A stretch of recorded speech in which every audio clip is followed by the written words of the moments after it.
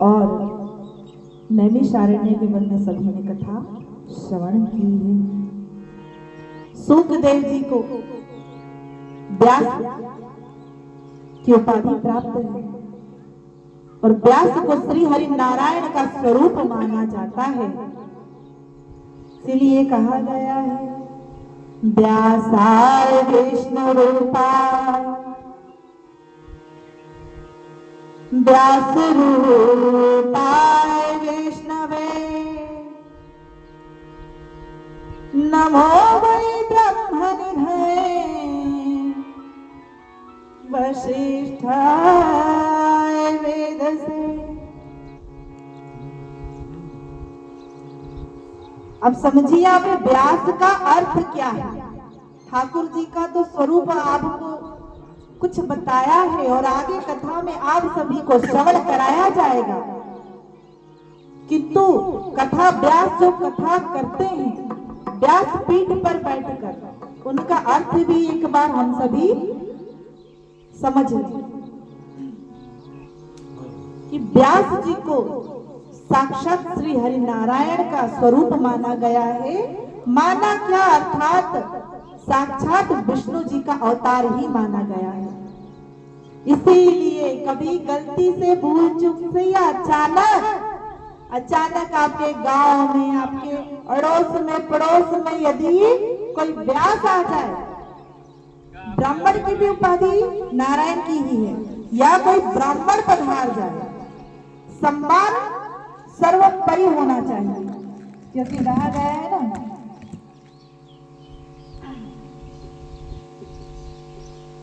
ना जाने किस भेष में नारायण मिल जाएगा, निर्मल मन के दर्पण में वह राम के दर्शन पाएगा।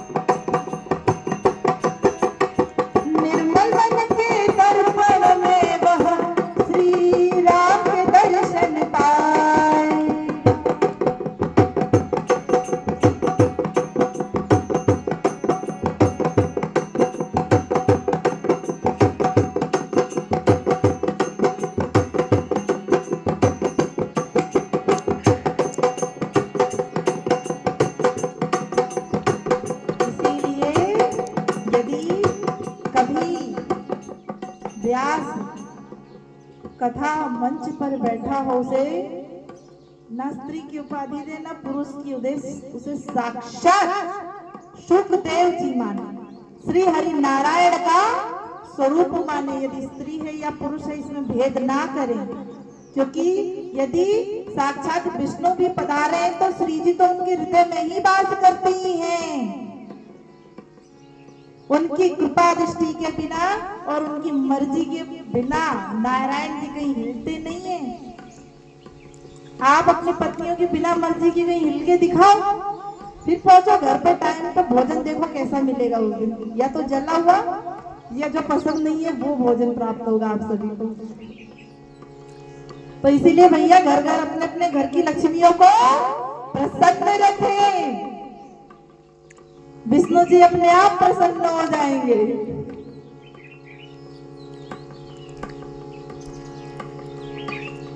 आइए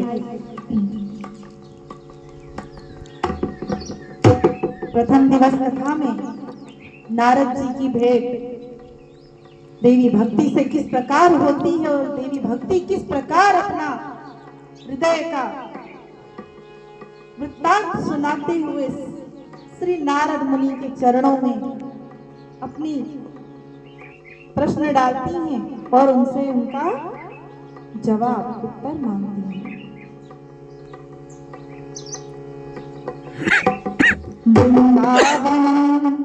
पुनः प्राप्य नवीनेव स्वरूपिणी एक बार की बात है, नारद मुनि कलयुग में जहां जहां जाते वहां वहां बड़ा पाप देखते। कुछ दुखी खिन्न मन हुआ। उनका काम था भाई घूमना। आजकल तो न्यूज हो गई है, समाचार हो गए, वीडियो रिकॉर्डिंग होती है पहले के टाइम पे। और आज भी नारद मुनि से बड़ा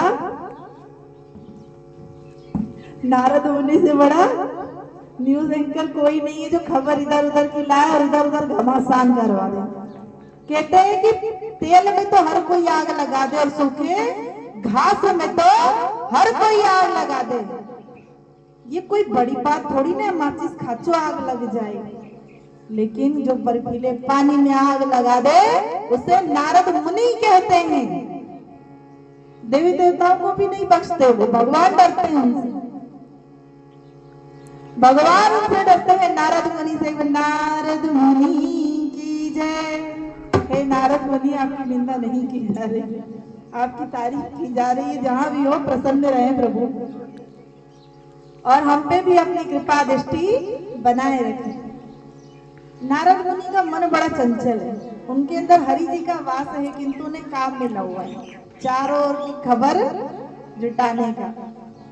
नारद मुनि ने सोचा कि अरे आनंद नहीं आया, बहुत दिनों से एक ही जगह बैठा हूँ, कलयुग को देखता हूँ, जगह जगह पाप फैला हुआ है। क्यों न जाके हरिद्वार, नासिक, ऋषिकेश, उज्जैन, मथुरा, वृंदावन, चारों ओर जाके दर्शन किए जाएं, रामेश्वरम। शायद वहां कलयुग का प्रभाव ना हो। किंतु ऐसा हो कैसे सकता है? जिसका युग है वो तो प्रभाव किसी भी कोने में अपना वंचित नहीं रखेगा। इसीलिए इसे कहा गया है, काल योगे न जर्जरौ। नारद मुनि बड़े भाव लेके नारायण नारायण नारायण नारायण करते हुए चारों धाम तीर्थों में भ्रमण करने लगे। और भ्रमण करते करते उन्होंने जितने तीर्थ धाम नदियां थी वहां वहां गए। बड़े बड़े संतों के आश्रम, भैया महामंडलेश्वर संत महंत बढ़िया गद्दी लगा लगा के अच्छा हट्टे कट्टे मोटे बैठे हुए हैं, लेकिन वहां संत आचरण नहीं देखते। वो देखते हैं कि पदवी का विक्रय हो रहा है। महामंडलेश्वर की पदवी विक्रय हो रही है, संत की महंत की पदवी विक्रय हो रही है। इधर से दुखी होके फिर दूसरे तीर्थ में, उधर से दुखी होके फिर तीसरे तीर्थ में घूमते घूमते वे और दुखी हो गए। फिर बाबा नारद मुनि ने सिर पर हाथ रखा, थक गए। बोले मैं तो अपना मन बढ़िया करने निकला था, यहाँ तो काम गड़बड़ हो गया। चित्त थोड़ा मन नहीं लगता व्यक्ति का, घर में तो बाहर जाता है, थोड़ा दोस्तों से मिल के आऊं अच्छा लगे। पर नारद मुनि जैसे ही निकले उन्होंने अपने ही सिर पे हथौड़ा मार लिया है। बोले भैया कलयुग में मैं सतयुग ढूंढने चला हूं।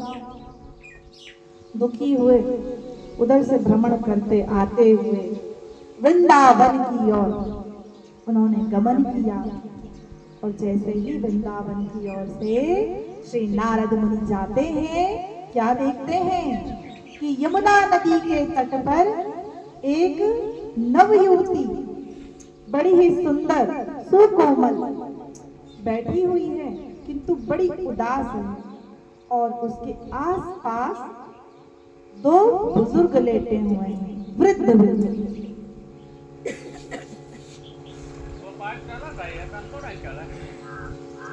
तभी नारद मुनि का काम है भाई, कहीं भी जाएंगे नारायण श्रीमन नारायण नारायण नारायण श्रीमन नारायण।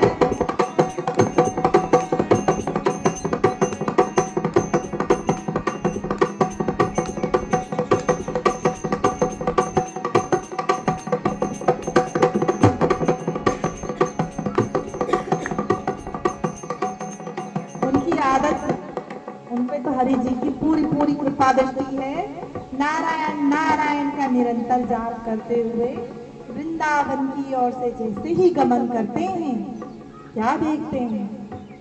उस युवती को देख के विचार आता है कि इस घोर कलयुग में वृंदावन में यमुना तट पर ये नव युवती ऐसे क्यों बैठी हुई है, दो दो बुजुर्गों को आसपास में बिठाकर, और पीछे इतना घना बीहड़ वन है।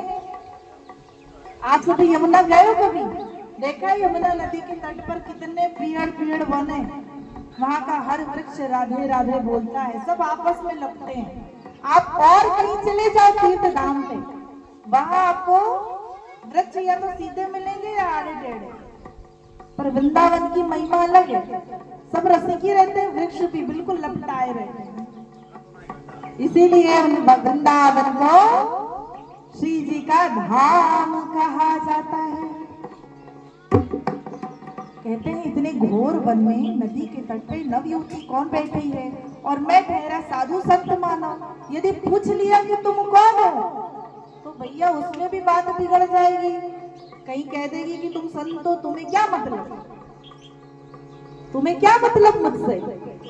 फिर धीरे धीरे नारायण नारायण की आदत थी इधर उधर नजर मारने की, नारायण नारायण नारायण नारायण करते करते आगे जाते हैं। तब तक उनकी हाथों में जो मंजीरे थे उनकी आवाज सुनकर नवयुवती कहती है कि हे संत महामुनि, कृपया आप कुछ क्षण रुक जाइए, कृपया मुझे कुछ मार्ग सुलभ कराइए प्रभु। संत तो सदैव मार्गदर्शन करते हैं अपने भक्तों का। नारद जी ने एक बार सुना, फिर सोचा रुकू नहीं रुकू, रुकू नहीं रुकू। फिर थोड़ी देर बाद फिर थोड़े आगे गए। फिर देवी जी ने अर्जी लगा दी, अरे महामुनि, इस बार बड़े हृदय से भाव से पुकार रही है, महामुनि, संत महात्मा, कृपा दृष्टि बरसाइए। अंतर होता है ना, किसी को थोड़ी रिस्पेक्ट तो काम नहीं चलता भैया, कलयुग है, रिस्पेक्ट ज्यादा मिलेगी तो ही व्यक्ति झुकेगा, व्यक्ति तो ही झुकेगा, रुकेगा और सुनेगा। चाहे वो खाली फोकट घूम रहा हो, लेकिन वो तभी सुनेगा आपकी। इसीलिए सम्मान किसी को देंगे तो आपको भी सम्मान प्राप्त होगा, क्योंकि सृष्टि का नियम है, जो आप दोगे वो आपको प्राप्त होगा। पृथ्वी को बीज दिया तो उससे ज्यादा लाख गुना आपको बड़ा वृक्ष देगी, जो फल फूल आपको अथाह देगा। नारद मुनि ने सोचा भैया अब तो रुकना पड़ेगा, रुके। नारद मुनि ने प्रश्न किया, हे देवी आप कौन हैं? तभी देवी जी कहती हैं, आंखों में अश्रु हैं, दोनों कर विनम्रता से जोड़े और सिर थोड़ा सा गर्दन झुकाए हैं और बिलखते हुए कहती हैं, अहम भक्ति हृदि ख्याता इमौ में तनयो ज्ञान वैराग्य मानो काल योगे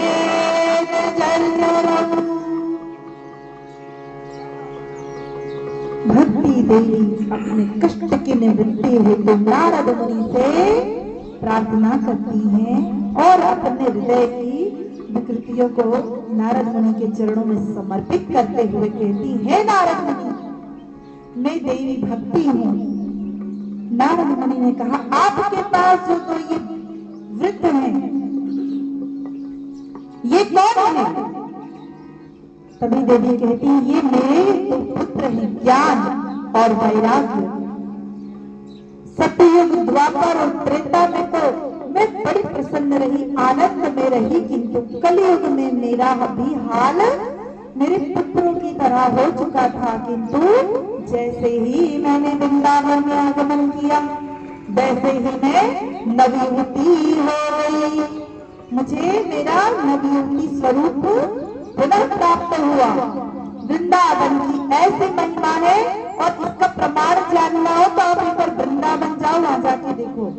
हरिद्वार, ऋषिकेश, रामेश्वरम, जहां जहां आप जाओगे, कलकत्ता, बंगाल, कहीं भी चले जाओ, सभी तीर्थों में चले जाओ, बड़े बड़े आश्रम मिलेंगे, बहुत बड़े बड़े, और वहां उससे भी बड़े बड़े मस्त हष्ट पुष्ट तंदुरुस्त आपको महंत पीठाधीश्वर अवश्य मिलेंगे।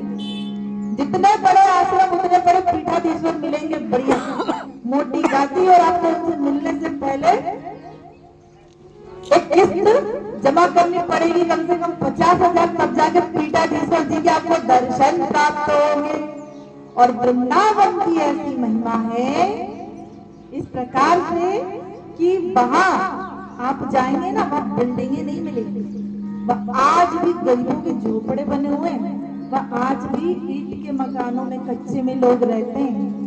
कुछ लोग ही उस तरह से कामयाब हुए, किंतु वृंदावन में भक्ति देवी पट पट पर नृत्य करती हैं। मैं तो आई वृंदावन धाम,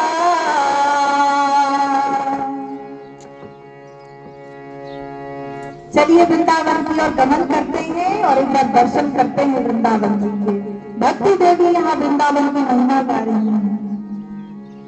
मैं तो आई वृंदावन धाम, किशोर तेरे चरणन में,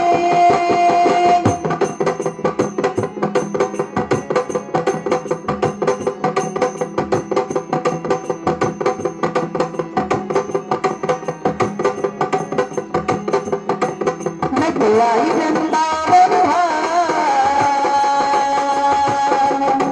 मैं तो आई वृंदावन धाम, किशोर तेरे चरणन में।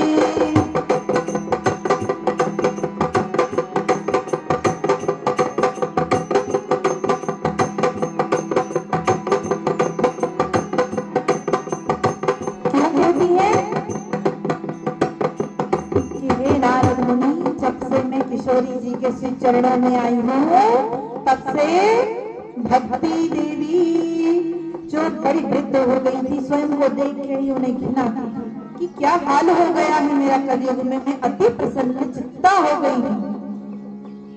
किंतु वृंदावन में मैं तो नवयुवती हो गई, मेरे दो पुत्र ज्ञान और वैराग्य हैं, ये दोनों ही वृद्ध रह गए, क्योंकि वृंदावन में भक्ति तो उसी प्रकार बनी हुई है कि तो ज्ञान और वैराग्य की भारी कमी हो गई है। कलयुग में ज्ञान को कोई महत्व नहीं देता भैया, अपना काम बनना, वाड़ में जाए जनता, रुपया होना चाहिए। गूंगे पैरों की नगरी यहाँ कौन किसी की सुनता, यहाँ केवल नोट की सुनता है और उसके सिवा किसी की नहीं सुनता भैया। कलयुग में वृंदावन में इतना बस प्रभाव पड़ा कि त्याग, वैराग्य, ज्ञान की जो कमी हुई, उसके कारण भक्ति देवी के दोनों पुत्र वृद्ध हो गए। उन्होंने नारद मुनि से कहा, हे नारद मुनि, अब आप ही कोई मार्ग बताइए कि मेरे जो दोनों पुत्र हैं वे फिर से नवयुवक हो जाएं, नवयुवक हो जाएं। नारद मुनि कहते हैं, हे देवी, कलयुग का प्रभाव पल प्रतिपल बढ़ रहा है और मैं खुद इसी से पीड़ित हूं, किंतु तुम्हारे दोनों पुत्रों के लिए मैं भागवत का मूल पाठ करता हूं। नारद मुनि बड़े भाव से बैठ गए, ज्ञान और वैराग्य को श्रीमद् भागवत का मूल पाठ कराने, भगवत गीता का पाठ कराने खूब कराया पाठ। एक बार कराया कुछ नहीं हुआ, दूसरी बार कराया तो थोड़े बहुत सुख गाए, थोड़ा सा हिले डुले। नारद मुनि समझ गए भैया समस्या भारी है, इसका कुछ उपाय करना होगा। वे जाते हैं ब्रह्मदेव के पास और जाते ही कहते हैं, हे प्रभु, ऐसी ऐसी समस्या है, भक्ति देवी बड़ी परेशान है और बड़ी ही चिंतित है, कृपया करके कोई मार्ग हमें सुलभ कराए। ब्रह्मदेव ने श्रीमद् भागवत कथा ज्ञान गंगा का पवित्र जो अमृत था उसका ज्ञान नारद मुनि को कराया और कहा कि नारद मुनि देवी भक्ति को कहिए कि नैमिषारण्य के वन में सूत जी शौनकादि ऋषियों को श्रीमद् भागवत कथा का मधुर रसपान करा रहे हैं। जो काम आप न कर सके वो कथा कर देगी। उनसे कहना अपने पुत्रों को लेकर कथा पंडाल में जाएं और कथा श्रवण कराएं। हरि इच्छा से अवश्य उन्हें नवयुवक देह प्राप्त हो।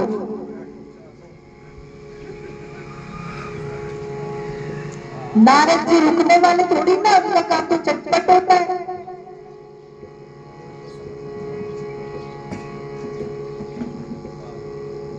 फट्टे से निकले, फिर से श्रीमन नारायण नारायण नारायण नारायण करते हुए निकलते हैं और क्या देखते हैं कि देवी भक्ति फिर से आंसू बहा रही है। उन्हें जाके कहते, देवी आप जल्द से जल्द अपने आंसू पहुंचिए और जाके नैमिषारण्य के वन में श्रीमद् भागवत कथा का रसामृत पान हो रहा है, आप जाकर वहां पे कथा का रसपान कीजिए। आपके दोनों पुत्र वहीं ठीक होंगे, ब्रह्मदेव का ये आदेश है। देवी भक्ति दोनों पुत्रों के साथ नैमिषारण्य के वन में जाती हैं और क्या देखती हैं वहां कि वहां सूत जी शौनकादि ऋषियों को कथा श्रवण करा रहे हैं और सभी बड़े भाव से कथा श्रवण कर रहे हैं। और इस प्रकार हरि के भाव में डूबे हुए हैं। सभी की आंखें बंद हैं और देवी भक्ति वहां पहुंचती है, तब तक वहां कीर्तन होता रहता है। कोई भी कथा वाणी को, मन को पवित्रीकरण करने के लिए कीर्तन आवश्यक है। श्री कृष्ण गोविंद हरे मुरारी, हे नाथ नारायण वासुदेवा।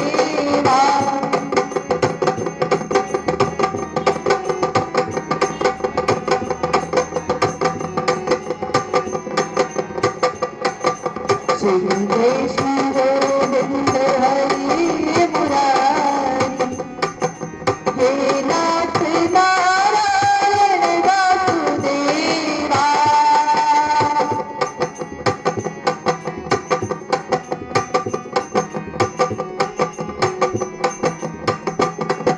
श्री कृष्ण गोविंद हरे मुरारी। इस समय कीर्तन हो रहा है, यदि तालियां नहीं बजेंगी तो कोई मतलब नहीं है कथा श्रवण करने का। कीर्तन में सभी भक्ति देवी का आगमन हो रहा है।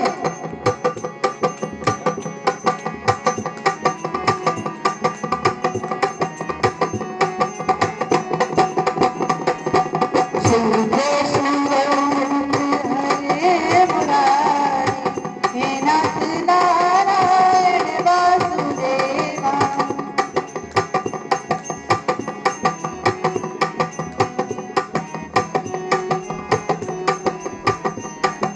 हे नाथ नारायण वासुदेवा।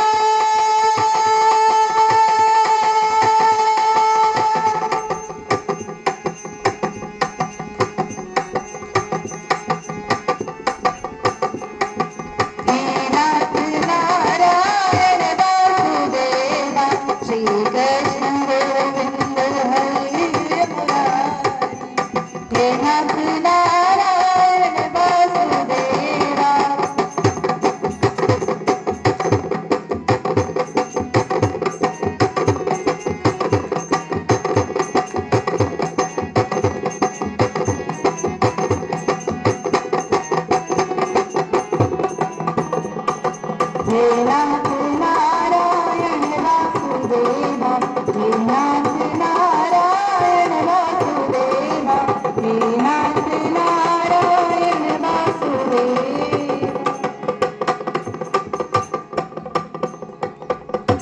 जैसे ही कीर्तन अपने उमंग पर होता है, और आप तो जानते हैं जो भगवत प्रेमी है और जहाँ कीर्तन हो रहा है वहाँ कोई भी व्यक्ति हो, और जो प्रभु का रसिक है वो तो आंखें खुली नहीं रख सकता, और जिसकी आंखें खुली है वो रसिक नहीं है। भक्त तो बनना बड़ा आसान है, रसिक नहीं है।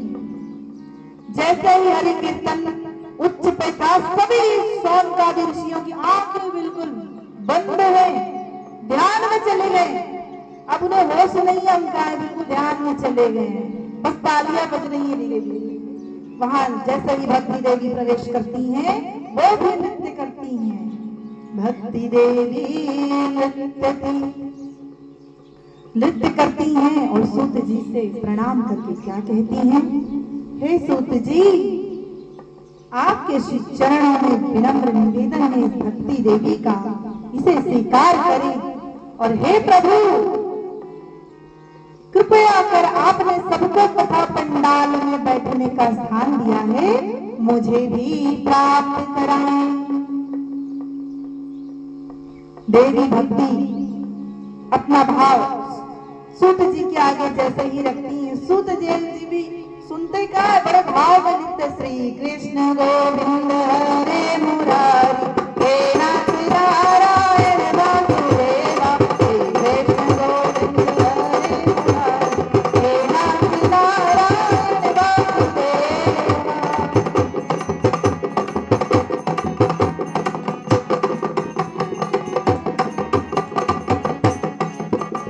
सूत जी अपने रंग में रंगे हुए हैं। ठाकुर जी ने कहा गया है कि शिव की, काली की, भैरव की, भवानी की, सबकी भक्ति कर लो, खूब ज्ञान और ताकत मिलती है, शक्तियां मिलती है, विवेक मिलता है, किंतु ठाकुर जी की, श्री जी की भक्ति करने से पागलपन मिलता है। इसीलिए ठाकुर जी के जो भक्त होते हैं ना, वो दीवाने कहलाते हैं, रसिक कहलाते हैं। उनके होठों से कभी मुस्कान नहीं जाती है। और सभी देवी देवताओं के जो भक्त होते हैं ना, उनके चेहरे पे आक्रोश, एक क्रोध दिखता है, हमेशा सीरियस रहते हैं बिल्कुल। और ठाकुर जी स्वयं मुस्कुराते रहते हैं, मुस्कान से ही कई महाभारत और कई युद्ध जीत लिए उन्होंने। तो ठाकुर जी के जो भक्त होते हैं ना, वो दीवाने होते हैं, दीवानों को लोग पागल कहते हैं, और पागलों की गिनती में साधु भुवनेश्वरी राधिका भी है। और आपको भी बनना तो हाथ ऊपर उठा के श्री कृष्ण गोविंद हरे मुरारी, हे नाथ नारायण वासुदेवा, बिल्कुल झूम के श्री जी के चरणों में।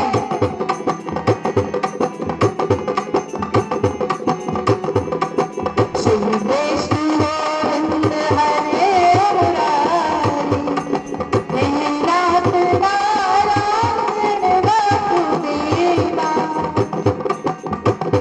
हरि तालियों की आवाज मुझ तक ना आए कोई बात नहीं, ठाकुर जी तक जानी चाहिए।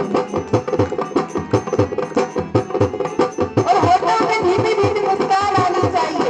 ठाकुर जी की कथा है, यदि मुस्कान नहीं है तो आनंद नहीं आएगा।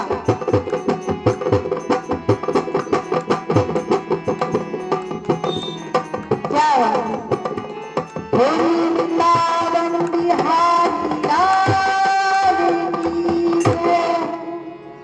जय, जय श्री राधे। अपने अपने हाथ ऊपर उठाएं और श्री राधे के चरणों में दे रहे हैं, जय जय श्री राधे। हे श्री जी, हे ठाकुर जी, हे भक्ति देवी, जहाँ जहाँ भागवत कथा होती है वहाँ वहाँ आपका स्वयं ही आगमन होता है। और इस समय हमारे यहाँ नेत्रों में वो शक्ति नहीं दे रखी आपने कि हम आपके स्पष्ट रूप से दर्शन कर पाए। तो हे श्री जी, आप यहाँ से हमारा विनम्र निवेदन, प्रणाम श्री श्री राधे स्वीकार करें, और हमें भी ठाकुर जी के पास जाने दें। क्योंकि ठाकुर जी के पास जाना है ना, तो पहले श्री जी को प्रसन्न करना पड़ेगा। भैया पत्नी खुश नहीं है ना, तो पति के पास नहीं जाने देगी। तुम कैसे पहुंचे भैया, पहले तो हमारा अधिकार है उन पे, ठाकुर जी पे पहले हमारा अधिकार है। भोले भंडारी के पास जाना है ना, कितना ही लोटा जल चढ़ाओ, जब तक देवी मैया को गुड़हल पुष्प नहीं चढ़ाओगे वो जाने नहीं देगी, नहीं जाने देगी किसी को। क्यों भाई? वो हमारे हैं, जगत पिता जगतपति सबके हैं, लेकिन पति हमारे हैं। हमारी इच्छा के बिना आप नहीं जा सकते हो। वृंदावन में देवी भक्ति फिर से सूत जी को बोलती है, जैसे कीर्तन थोड़ा विराम होता है, सूत जी धीरे से हाथ खोलते हैं। हाथ कैसे खोलते भैया? धीरे धीरे, बिल्कुल मध्य मध्य नशा चढ़ गया उन्हें श्री जी का। भज वृंदावन की महारानी, भक्ति देवी का वो स्वागत किस प्रकार कर रही है देवी भक्ति को। भज वृंदावन की महारानी, लगती भी जहां भरती पानी। भक्ति देवी भी पानी भरती है। देवी भक्ति का हमारे यहाँ एक भारतीय संस्कार है। यदि गलती से भी हमारे गांव में, हमारे क्षेत्र में, घर में तो आने पे सभी लोग आदर सत्कार करते हैं, किंतु यदि ब्राह्मण व्यास या कोई भी पूजनीय व्यक्ति गांव में आ गया है ना, तो कोई नहीं जानता होगा तो भी एक बार कुर्सी लगा के बिठा के बढ़िया सादर सत्कार करेगा कि भैया प्रणाम, आप अपना परिचय बाद में देना, पहले जलपान पाइए, आप हमारे ग्राम में आए हैं। कहा जाता है ना, सुना होगा जब पहले के समय में लड़ाइयां होती थी आपस में, तो कि भैया दुश्मन नहीं है मेरा बहुत बड़ा,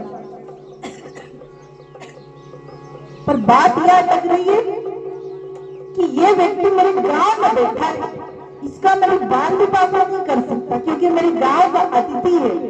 अतिथि का इतना सम्मान होता है, मेरे गांव का अतिथि है, और यदि मैंने इसको एक शब्द भी ऐसा कहा कि इसके हृदय को घात हुआ, तो ये मेरे संस्कारों के विपरीत होगा।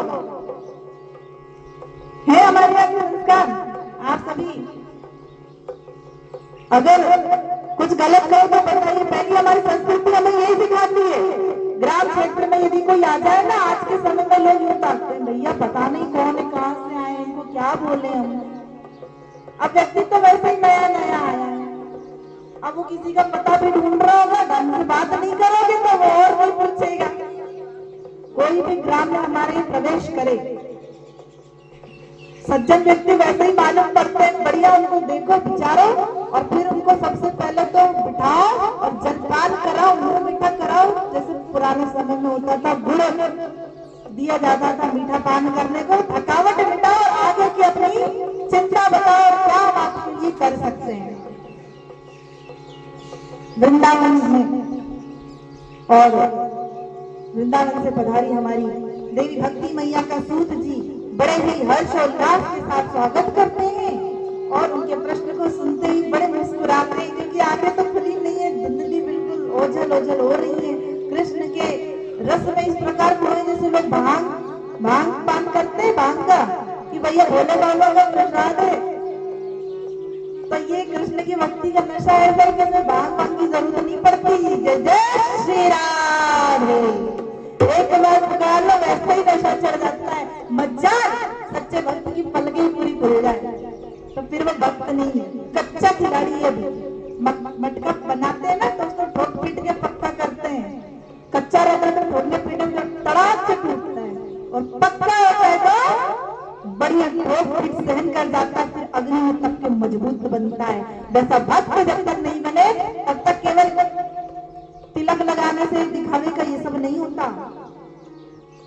भक्ति और ब्रह्म में बड़ा छोटा सा अंतर होता है, इसीलिए भक्ति को धारण करो, ब्रह्म को छोड़ दो। भक्ति देवी को सूत जी बड़े भाव से कहते हैं, हे देवी, जहां नारायण वहां आप, जहां नारायण वहां आप हमसे क्यों पूछती हैं देवी? आपके बैठने के लिए कोई भूमि थोड़ी दी जाएगी, कोई आसन थोड़ी दिया जाएगा। आप बड़ी सुकोमल हैं, बड़ी प्रिय हैं भक्तों को, और श्री हरि जी को अधिक प्रिय हैं, श्री हरि जी को अधिक प्रिय हैं। आप तो जहां नारायण रहते हैं, भक्तों के वैसे हृदय में आपको वास दिया जाएगा। हे देवी, आप जाके कृपया कर भक्त वत्सल श्री हरि नारायण यहाँ बैठे सभी शौनकादि ऋषियों के हृदय में वास कर रहे हैं, वहीं जाकर आप भी वास करिए। देवी बड़े भाव से झूमते झूमते झूमते और देखती है कि उनके ज्ञान और वैराग्य दोनों पुत्र नव युवक हो गए हैं। बच्चे कोई तो माना वैसे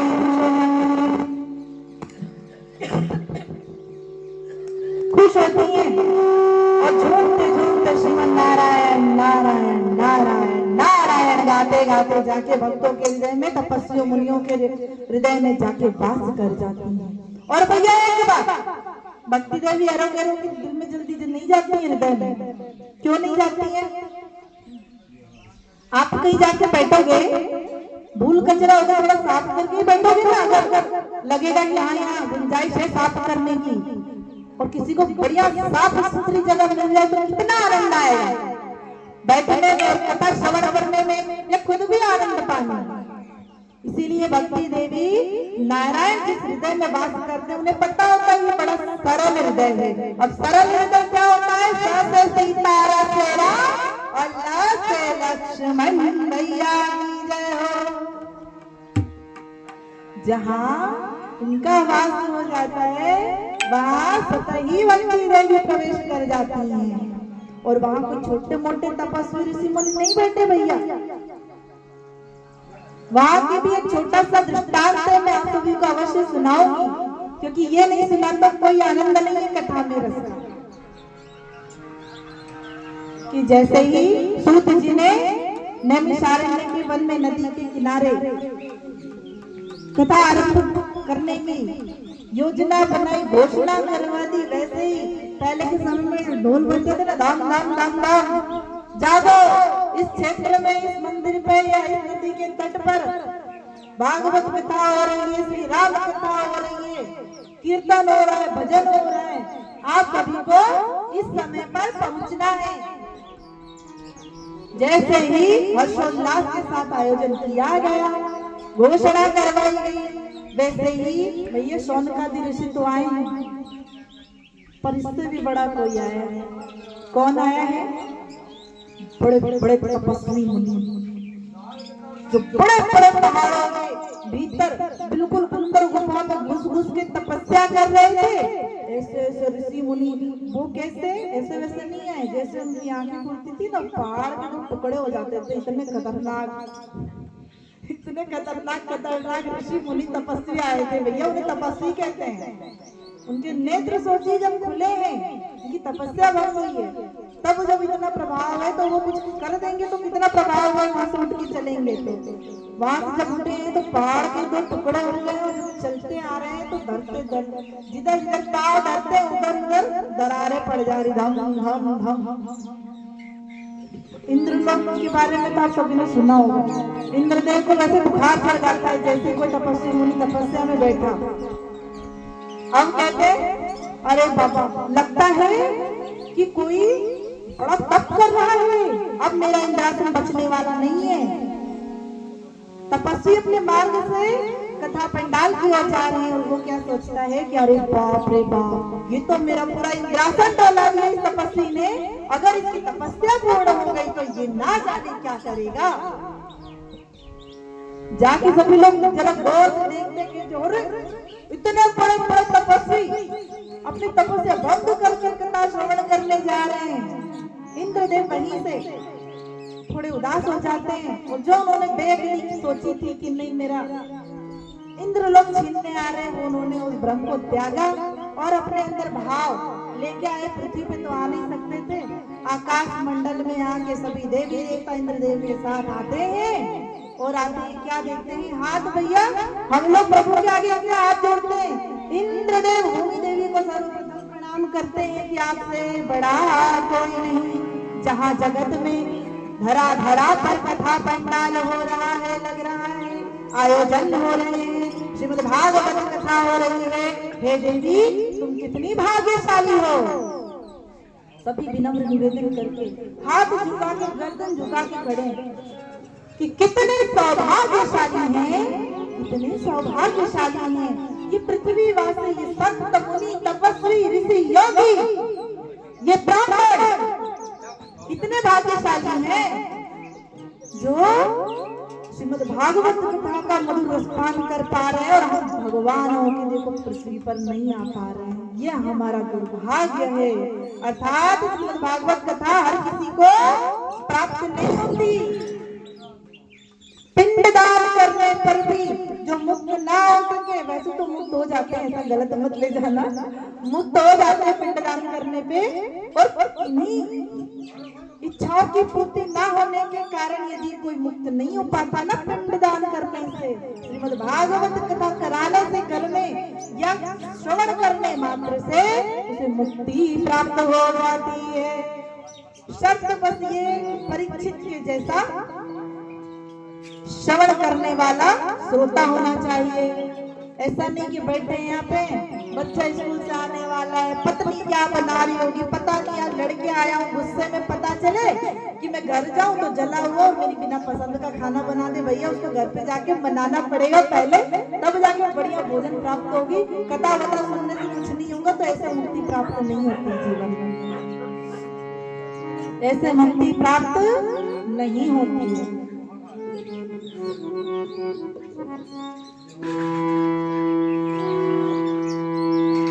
इंद्रदेव ब्रह्मलोक के वैकुंठ के 14 आयामों के त्रिभुवन त्रिदेवियां सभी इस समय इस कथा पंडाल में भी विराजित हैं। आप सभी को मेरी ओर से साधी भुवनेश्वरी की राधिका की ओर से विनम्र नमन निवेदन है, स्वीकार करें। आप सभी इस समय यहाँ कथा श्रवण कर रहे हैं। अपनी कृपा अपना आशीर्वाद कथा के यजमान और सह संयोजक सभी पर, कथा पंडाल में उपस्थित हमारे सभी भ्राता और वृद्ध मेरे माता पिता स्वरूप आप सभी पे श्री जी की पूरी पूरी कृपा बरसो और आप सभी के मनोरथ सिद्ध हो।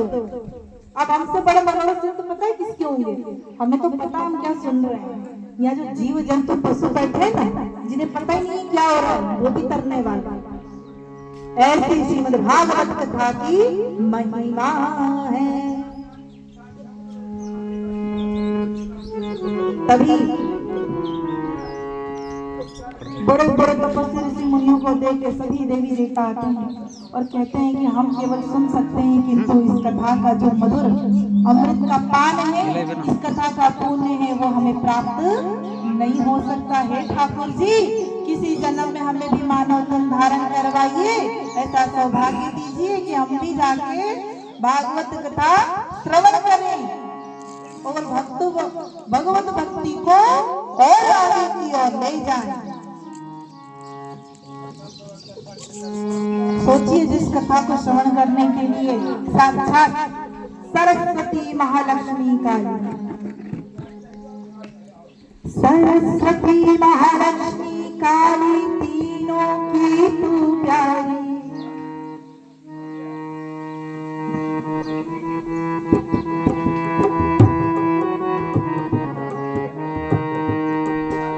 कौन की प्यारी वैष्णवी माता वैष्णो देवी की जय हो। वैष्णो देवी सभी पधारे हैं और कथा श्रवण कर रहे हैं और मन ही मन भीतर से भाव प्रकट करते हैं कि हे प्रभु, हे ठाकुर जी, अगली बार कुछ ऐसी, अब तो वैसे ही लीलाधर हो, आप लीलाधर ऐसे नहीं खिलाते हो, आपसे बड़ा कोई लीलाधर नहीं है। लीलाधर भगवान श्री हरि नारायण कृष्ण क्यों कहे गए, विष्णु जी क्यों कहे गए? क्योंकि भोलेनाथ जी जब लीला करते हैं तो वो डायरेक्ट तांडव भी करते हैं और अवतार भी करते हैं, तो कोई छोटे मोटे नहीं।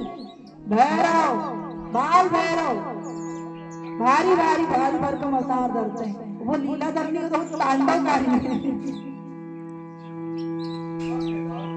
वो तांडवकारी है। इसी पे वृत्तांत आता है कि देवी लक्ष्मी अपने पति श्री नारायण के साथ बड़े भाव से एक दिन भ्रमण कर रही थी। करते करते उनका भाव आया, थोड़ा नृत्य करना चाहिए। अब श्री हरि नारायण तो वैसे ही हरि जी हैं, ठाकुर जी है, मोहिनी स्वरूप, बड़े बढ़िया से उनके साथ लक्ष्मी मैया के साथ नृत्य करते हैं। और औरतों की आदत होती है, भैया मैं खुद महिलाओं पर बता रही हूँ, महिलाओं की आदत होती है एक भी बात गुप्त नहीं रखना। आज मैंने इतना बढ़िया समय अपने पतिदेव के साथ बिताया, जाके क्यों ना पार्वती जी को बताई जाए। मिर्ची लगाने जा रही है। भैया देवी देवताओं में भी होता है, ऐसा नहीं है माना होता हम नहीं होता है।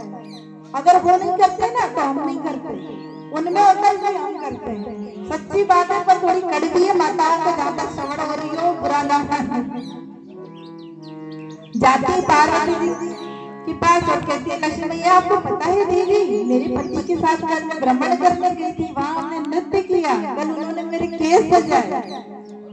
अब भैया देवी जी को लग गई मिर्ची, भैया ये पति कर सकते हैं, हमारे पति क्यों नहीं कर सकते। तो लक्ष्मी जी वही से तुम्हारे पति ऐसे नहीं कर सकते क्योंकि तुम और तुम्हारे पति जो है तुम तो अपने काम में लगी रहती हो, भक्तों को देखती रहती हो, बच्चों को देखती रहती हो, और तुम्हारे जो पति देव जी है वो तपस्या में लीन होते रहते हैं, उन्हें किसी चीज से मतलब नहीं है, वो तो पैदा है।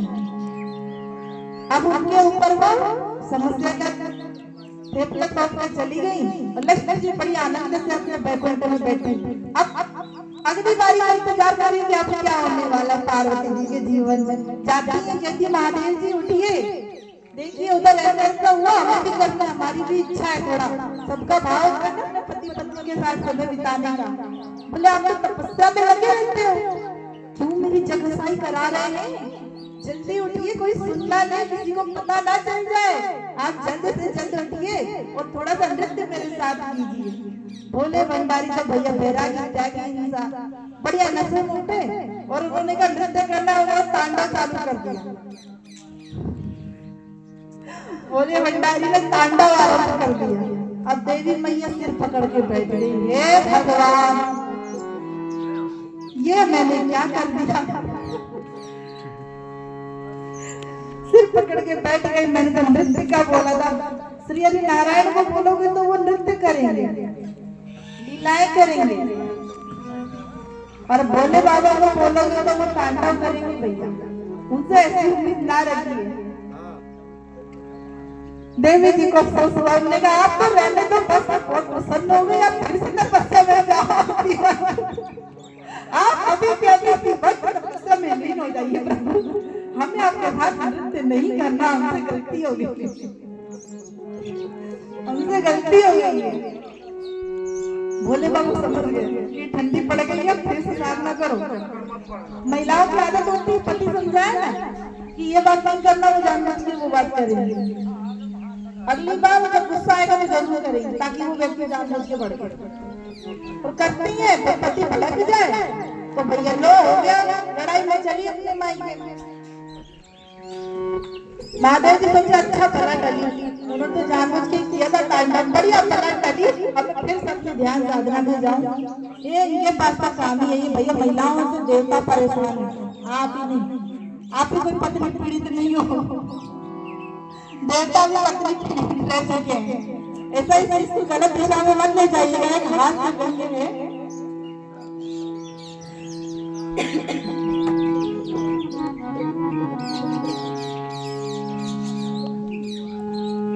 सभी तपस्वी मुनि जहाँ पर कथा श्रवण करते हैं, अब सुनना कथा किस प्रकार श्रवण हो रही है। आज के समय में कोई कथा को इतना महत्व नहीं दे रहा, गौर करिए। पहले के समय में जिस समय नैमिषारण्य के वन में कथा हो रही थी, उस समय इतने आनंद की दिव्य भव्य बात थी कि उस कथा पंडाल में जगह कम पड़ गई थी और चार तक सूत जी की निगाह जाती थी ना, वहां तक जनता भरी थी, और जनता वहां को छोड़ो वृक्ष को भी नहीं छोड़ा था, चार वृक्ष थे, ऊपर के डाली पर चढ़ जाते थे, भले वो नीचे टपक जाए, भले वो नीचे टपक जाए, चोट लग जाता है, पेड़ों की डाली पे चढ़ के, मंदिरों के शिखरों पे चढ़ के, गुंबदों के ऊपर चढ़ के, और कथा श्रवण करने के लिए लोग बैठा थे। भैया पहले बड़ी मुश्किल से कथा होती थी।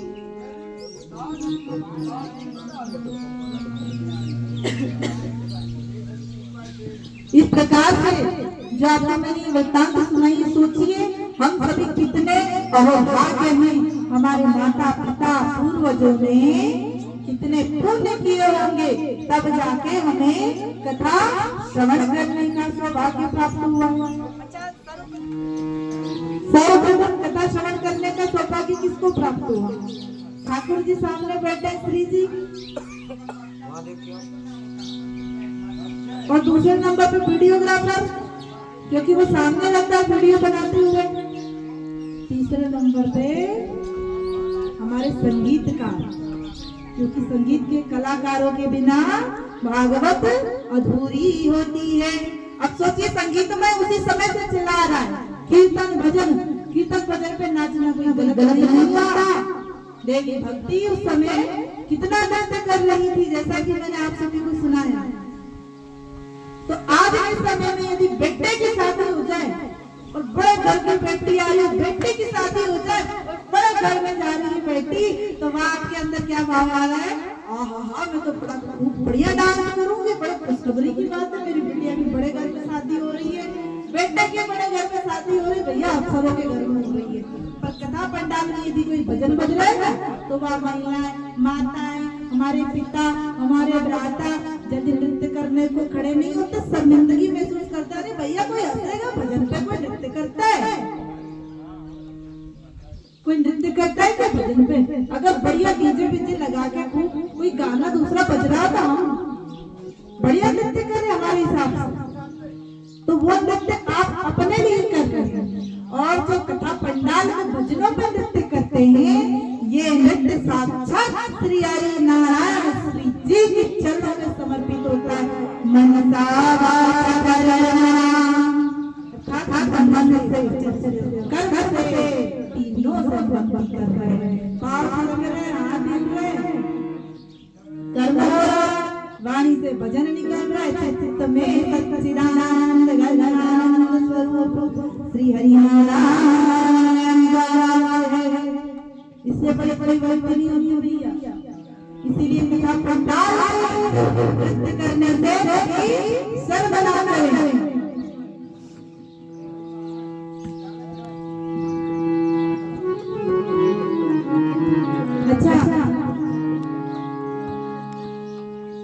देवी भक्ति को नारद मुनि ने उनके हृदयाघात से, उनके हृदय पीड़ा की कष्ट से मुक्ति दिलाई। देवी को स्थान भी प्राप्त हुआ, सौभाग्य ऋषियों ने कथा भी श्रवण की। किंतु उसके बाद कथा प्राप्त होने के बाद कुछ लोग प्रश्न करने आते हैं, क्योंकि ऐसा आवश्यक नहीं कि जो व्यास बैठा है ना, श्रोता में कोई उनसे बड़ा बड़ा ज्ञानी होता, श्रोता भी बड़े बड़े ज्ञानी होते हैं। ऐसा नहीं, सबको मेरे को नहीं समझना चाहिए कि किसी को ये नहीं पता हो तो व्यास से ज्यादा उसको पता हो, पर एक अंतर व्यास से प्राप्त होता है। जैसे कि व्यास में बैठता है कि कथा करते वक्त जो वाणी करते हैं साक्षात श्री जी ठाकुर जी सारा किस तरह से लगा या तो पागल हो सकता है या तो श्री जी का दीवाना हो। तो कमियां अगर निकालना नहीं जा रहा है, देखो कथाकार का बड़ा अभ्यास आया है, देखिए जरा कितना ज्ञान है इन्हें, कितने ग्रंथ पढ़े इन्होंने, कितने पुराण पढ़े हैं, थोड़ा पता तो करें। तो कथा के बाद सभी लोग इनसे प्रश्न करते हैं, भैया इस श्लोक का अर्थ बताओ, इस पद का दोहा बताओ, इस छंद का अर्थ बताओ। मैं कहती हूँ कि ये तो आप किसी भी बुक में, गूगल में, ग्रंथ में निकालोगे मिल जाएगा। क्यों मूर्खता करते हो? प्रभु के पास जाने का सीधा सा मार्ग पूछो कि ऐसे कौन सी कृपा, ऐसी कौन सी भक्ति की आपने जो ठाकुर जी को पाया। बस वही सीधा सा रास्ता आपको बता दो भैया, आप तक आने का रास्ता बता दो। हे व्यास जी, ठाकुर जी को हम कैसे प्राप्त करें, श्री जी की कृपा कैसे प्राप्त करें सरलता से?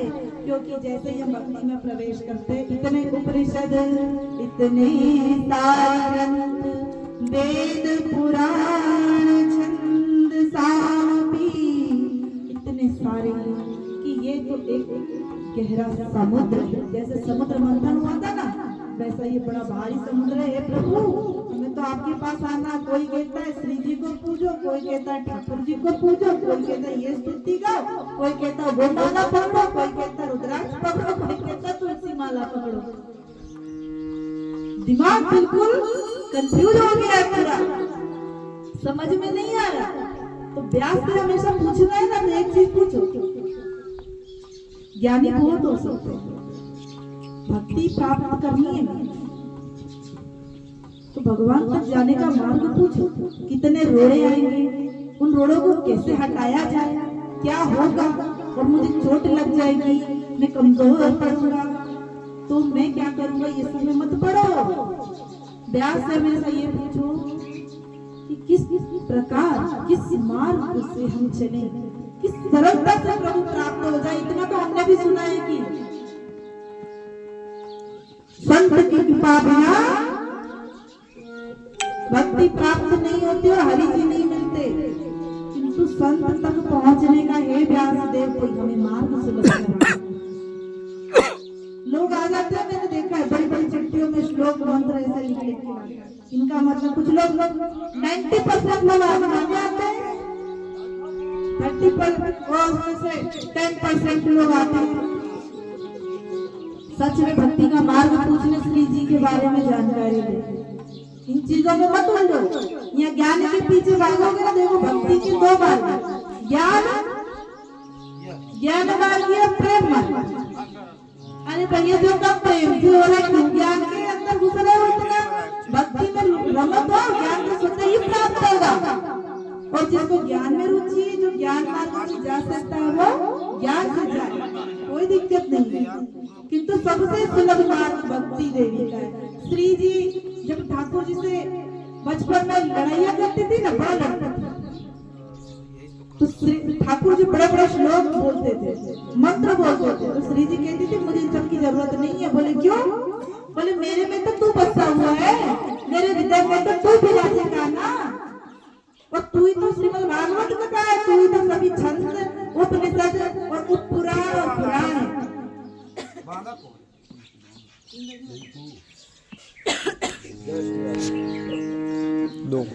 तो मोह काय की दिक्कत, मोह से ना पड़ा जाएगा। भरत की भाषा में कहती मोह से ना पड़ा जाएगा। ये इतना बड़ा बड़ा पोती पतरा भैया, मैं तो बस तुझे चाहूं तो ऐसे ही लड़ू, तू ही मेरा मित्र है, मैं तेरे प्यार करती हूँ। अर्थात यदि किसी से प्रेम हो जाए तो उस तक पहुंचना बड़ा सरल हो जाता है। तो जो भी आपके इष्ट है, अपने इष्ट से प्रेम करो, उनसे प्रेम करो। प्रेम करते ही वैसे ही आपको तक जाने का मार्ग हो जाता है। ठाकुर जी को क्या पसंद है, ठाकुर जी को क्या पसंद नहीं है, और क्या करने से ठाकुर जी मिलेंगे। जैसे ही आपको श्री जी राधे राधे राधे राधे राधे, जैसे ही आपने राधे नाम को किया कि उसी क्षण से आपकी परीक्षा, ये बस सोचना कि ठाकुर जी मिल गए, गलत है। पहले मैं धर्म दूंगा, राधे नाम पुकारने से पहले परीक्षा चालू हो जाएगी और ठाकुर जी तक जाने का मार्ग स्वतः ही प्राप्त हो जाएगा। और प्राप्त कैसे होगा? कहीं भक्त वत्सल मित्र मिलेंगे, कहीं कुछ शत्रु मिलेंगे, कहीं कुछ टांग खींचने वाले मिलेंगे, कहीं कुछ तंग करने वाले मिलेंगे, कहीं कुछ जलील करने वाले मिलेंगे, तो कहीं कोई तिलक करने वाले मिलेंगे भक्त का। इसीलिए भक्ति के लिए प्रेम मार्गी जो मार्ग है, नवधा भक्ति में प्रेम मार्गी भक्ति आती है, इसे सबसे सुलभ और प्यारा मार्ग बताया गया है। कहा जाता है कि प्रेम में दो लोगों की आवश्यकता नहीं होती, प्रेम हो गया उसके बाद एक ही हो जाते हैं, क्योंकि हृदय एक है तो एक ही वास करेगा। अब एक के अंदर तो एक को बसना पड़ेगा, तब जाके ठाकुर जी का वास होगा। अच्छा, जिसको संस्कृत में श्लोक पढ़ना आता है वो तो बढ़िया ज्ञान से पहुंच जाएगा प्रभु के पास। और जो घर परिवार के कार्यों में उलझ गया, उसको टाइम नहीं है परिवार की देख रेख से, नौकरी करने से, और बड़े बातपन में जिम्मेदारियां लाती उनके ऊपर टाइम नहीं रहा कि विद्यालय पढ़ने जाके गुरु को जाके पढ़ाई करें तो उन्हें संस्कृत के श्लोकों का ज्ञान नहीं है। वो कहते हो भैया ब्रज की भाषा बड़ी मीठी है और बड़ी तीखी है। और तीखी कैसी कि और तीखी कैसी है? तीखी कुछ इस प्रकार है, आज भी वहाँ पर सास बहू और ससुर की लड़ाई होती है ना, तो इतना बड़ा घूंघट रहता है, घूंघट में से ही बहू बनती है। जहाँ ससुर जरा कड़ा करके बोला कि बहू तो बहू है, जरा समझ के रहिए, अंदर से घूंघट में से फट्टा का आवाज आती है कि ससुर जी तुम चुप रहियो, नहीं तो मटका उठा के सिर फोड़ दियो तुम्हारो। बड़े भाव से ये बड़ा प्यारा वृंदावन का भाव है। अंदर से घूंघट से चिल्ला के कहती है और बड़ा क्रोध में तीखी आवाज रहती है, मीठी वृंदावन के भक्तों की यही खासियत है। चुपचाप रहिए ससुर जी, मुंह से ऊंची आवाज में बात ना करियो, ना तो मटका उठा